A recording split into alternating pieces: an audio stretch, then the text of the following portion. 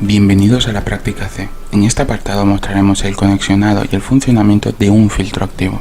Básico. En esta parte lo que mostraremos es todos los elementos que vamos a utilizar, así como sus conectores. Analizador de espectro Behringer DSP8024. Mesa de mezcla Behringer V16266FX. Filtro activo CX3400. Bien, una vez explicado los elementos, procederemos al conexionado de este. Desde la salida analógica del analizador de espectro, mediante jack se conectará a la entrada de línea 1 y 2 respectivamente de la mesa de mezcla. Salida de máster de la mesa de mezclas mediante conectores XLR hembra se dirigirá a la entrada tanto del canal izquierdo como del derecho del filtro activo con sus conectores XLR macho. Para finalizar este apartado lo que haremos es el conexionado del canal derecho del filtro activo, tanto de medios, graves y agudos, con conectores XLR hembra, saldrá hacia la entrada analógica del analizador de espectro con conector XLR macho. Y hasta aquí el esquema de conexionado del apartado C básico. Hola, muy buenas. Vamos a explicar en esta video práctica el funcionamiento de un crossover o filtro activo, que es un equipo que permite dividir el espectro de frecuencias audibles en varias bandas. Repasando la instalación anterior del esquema, tenemos el ultracurve que realizará la función de generador y analizador. Para entrar en el menú de configuración, le damos a Setup. Entramos en la parte de RTA. Seleccionamos que lea por el canal de entrada derecho, la ganancia a más 8 decibelios y el tipo de salida será ruido rosa. Como recordamos, el ruido rosa es una señal que contiene las frecuencias de 20 a 20.000 Hz. Una vez configurado le damos a RTA y así es como quedaría la configuración de este ultracurve. Tenemos el ruido rosa que nos está entrando en la mesa de mezcla. Ahora ajustaremos el nivel de PFL tanto del canal 1 como del canal 2. Presionamos el botón de PFL y le damos a la ruleta la ganancia. Vemos que en torno a 0 oscila esta señal.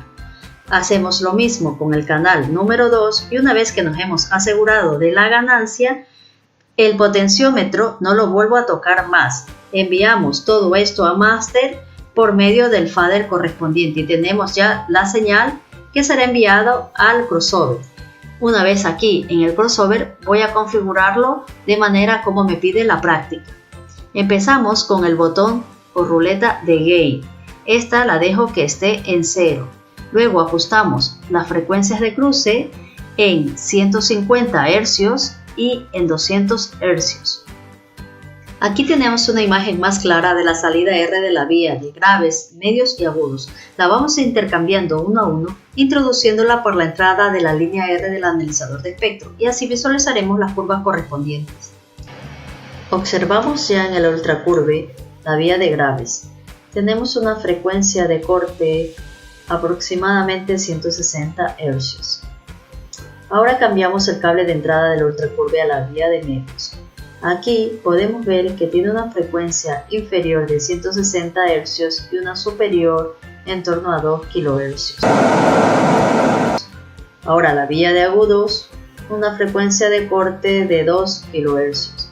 Vemos que se mantiene.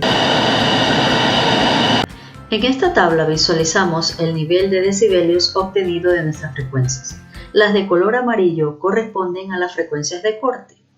Aquí vemos que coinciden con las nombradas anteriormente. Por ejemplo, en la vía de medios, que tiene una frecuencia inferior que se aproxima a 160 Hz y una superior de 2 kHz. La frecuencia de corte, es decir, cuando el nivel normal del sonido baja, es aproximadamente unos 3 decibelios, un 30% respecto del nivel de las frecuencias anteriores.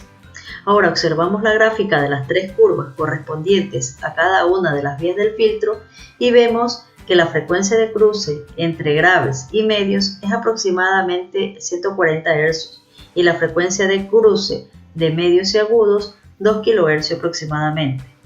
En cuanto al orden de nuestro filtro activo, es de tercer orden, es decir, 18 decibelios por octava, ya que el orden del filtro es la atenuación en la salida de este, a partir de la frecuencia de corte y se mide en decibelios. La pendiente de caída del filtro aumenta con el número de orden. En esta parte avanzada se habrá modificado la fuente de sonido, la cual ahora procederá desde un teléfono móvil. Además de esto, cambiaremos y colocaremos unas cajas acústicas DAS DS108. El conexionado se realizará de la siguiente manera. Desde el móvil, mediante conectores jack-jack, se sacará la fuente de sonido hacia la línea 1 y 2 de la mesa de mezclas. A continuación, desde la nueva fuente de sonido procederemos a ajustar el PFL. A continuación, como podemos observar desde la salida de máster de la mesa de mezclas, con conectores Canon hembra, se dirigirá a la entrada del filtro activo con conectores macho, tanto del canal izquierdo como del derecho. Una vez introducido el sonido al filtro activo, procederemos al conexionado de las cajas acústicas DAS DS108. Desde el filtro activo, mediante conectores Canon hembra, desde la salida de bajos, se dirigirá mediante conectores Canon macho hacia la entrada de línea de las cajas acústicas. A esta instalación le añadiremos dos altavoces autoamplificados. Lo conectaremos a la vía de graves del filtro activo y cambiaremos la fuente de sonido por un móvil con música. Ajustamos PFL y enviamos a main de la mesa de mezcla, de allí a nuestro crossover. Este crossover se puede configurar en 2, 3 o 4 vías. Nosotros lo configuraremos en 3 vías y dejaremos sin pulsar por lo tanto estos botones. Procederemos a explicar algunos parámetros del filtro activo. Veamos algunos. El input, sabemos que la entrada la hemos dejado a 0 para que no amplifique ni atenúe. Con la mesa de mezcla ya le damos suficiente amplificación. Nuestras frecuencias de cruce. La primera frecuencia de cruce la hemos puesto en 150. Este potenciómetro tiene una doble escala para pulsar. No la pulsaremos para así trabajar con la escala de fondo negro. La segunda frecuencia de cruces está en 2 kHz. Inversión. Sirve para invertir la polaridad. Por ejemplo, en un altavoz cambia el positivo por el negativo. En un conector Canon permuta el 2 por el 3, igual que si soldáramos al revés.